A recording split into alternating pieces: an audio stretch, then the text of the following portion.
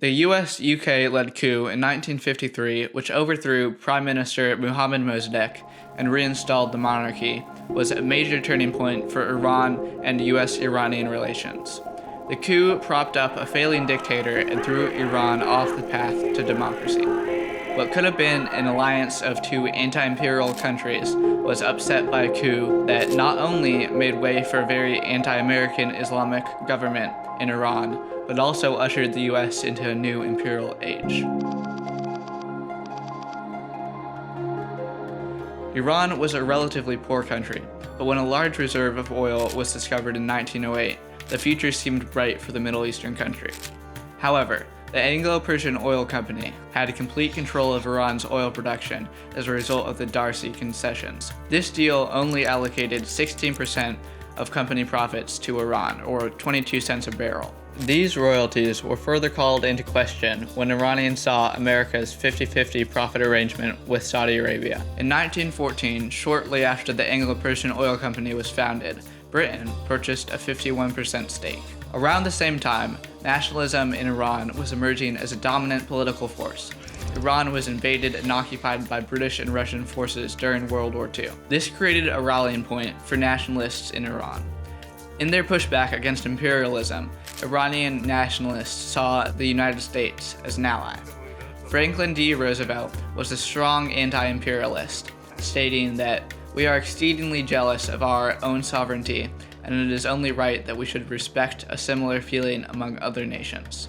The British were widely seen as imperial oppressors by participants in the nationalist movement. Many Iranians felt as if the Shah's oil contract with the British only benefited himself. This contempt boiled over in 1949 when the Shah tried to force the democratically elected parliament to accept minor British concessions, which were seen as unacceptably small by most Iranians. The Shah was also accused of attempting to rig the elections. Mohammad Mossadegh, a member of parliament, led a march to the Shah's palace in response to the Shah rigging the elections. Mossadegh was a member of the National Front, a coalition of many different political and social factions that was dedicated to expanding democracy in Iran and establishing a strong national identity apart from the monarchy.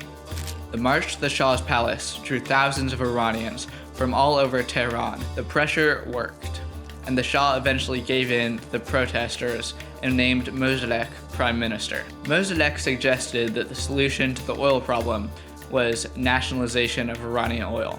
With his newfound political power and the support of the public, and despite the Shah's efforts to the contrary, in 1951, Mossadegh introduced a bill that would nationalize Iranian oil. The bill passed unanimously.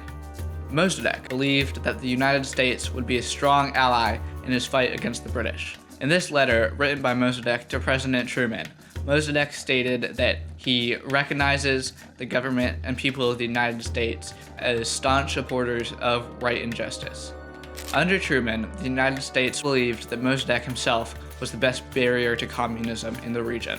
The British condemned the nationalization of the Anglo-Persian Oil Company. As one newspaper put it, the British felt as if Iran was breaking the solemn undertakings embodied in the 1933 convention. Feeling pressure to act, the British made plans to overthrow Mossadegh almost immediately after the nationalization of oil in 1951. However, Mossadegh soon learned of these premature plans and shut the British embassy in 1952. The British needed help, and the most obvious ally was the United States. They hit a roadblock when all their efforts to convince the Truman administration were unsuccessful. When Eisenhower was elected, Christopher Motog Woodhouse, a senior agent of the British Secret Intelligence Service, decided to take a different approach. Woodhouse later wrote that he decided to emphasize the communist threat to Iran rather than the need to recover control of the oil industry.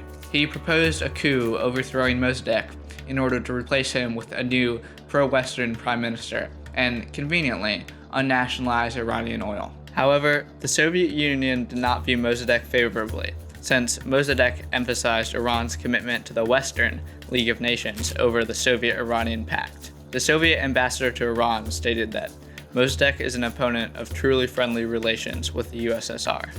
In 1953, soon after Woodhouse's proposal, the British were notified that the United States was ready to attempt a coup d'etat.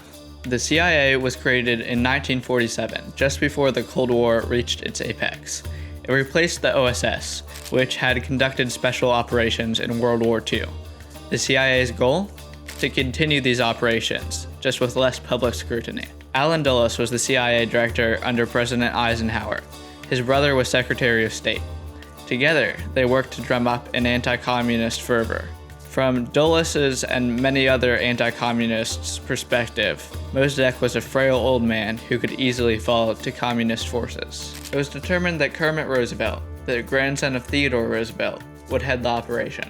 The first stage was to implement a crushing propaganda campaign in Iran. Mossadegh, by this point, still believed that the United States was sympathetic to his regime, so arrangements were made to disabuse him of this notion. However, there was still a massive hurdle for the CIA to overcome: the Shah.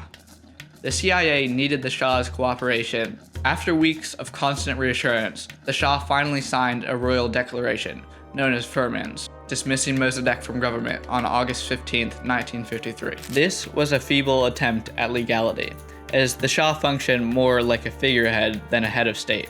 The plan was set for the next day. However, this initial attempt was unsuccessful. The Shah fled on a plane to Baghdad. Roosevelt, undeterred, sent his agents to bribe anyone who might be able to stir up crowds and start riots. The goal was to ensure maximum chaos. Rebel forces and pro-Shah mobs seized government buildings and arrested Mossadegh and other government officials. The coup was successful. The Shah, hearing of Roosevelt's success, returned to Iran and took control of the government.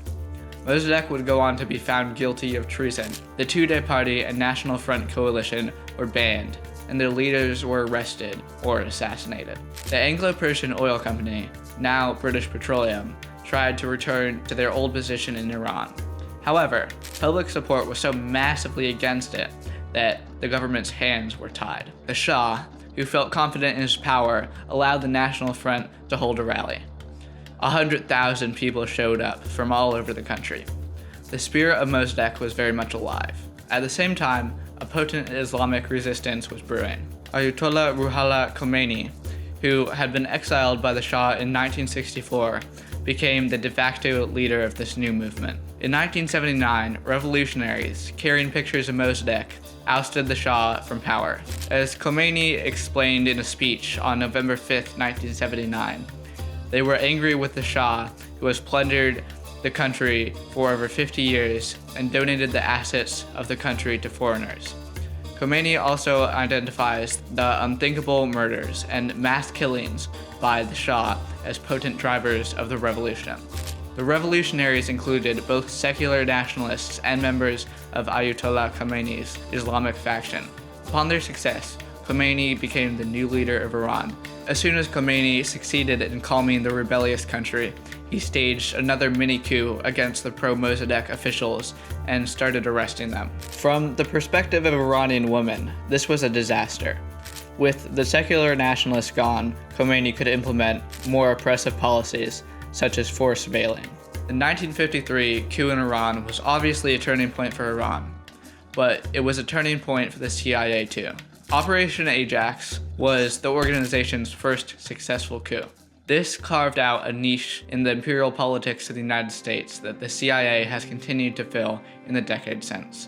In 1954, just a year later, the CIA, emboldened by their success in Iran, staged a coup in Guatemala, overthrowing the democratically elected leader, Arbenz Guzman. This is a map of all the countries that the United States and CIA have attempted to overthrow. The green marks successful coups. Since their first coup in Iran, the CIA has attempted a coup in more than 50 countries. Most of these governments were democratically elected. The CIA's decision to overthrow a democratically elected leader in Iran was the moment Third World reformers and revolutionaries ceased to think of the United States as an anti-imperial country that staunchly supports democracy, and started seeing it as a new imperial power that does not conform to ideals such as freedom or democracy. The coup was a clear turning point in Iranian history and the history of US-Iranian relations. Today, the United States government and media is extremely critical of Iran's right-wing Islamic government, but seldom remembers its own role in creating that same government by closing off a path to a democratic, secular government.